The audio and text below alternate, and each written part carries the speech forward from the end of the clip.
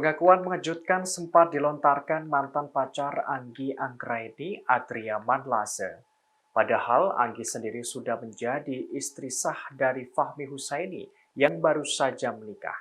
Kepada polisi, Adria Manlase mengaku Anggi sebagai kekasihnya.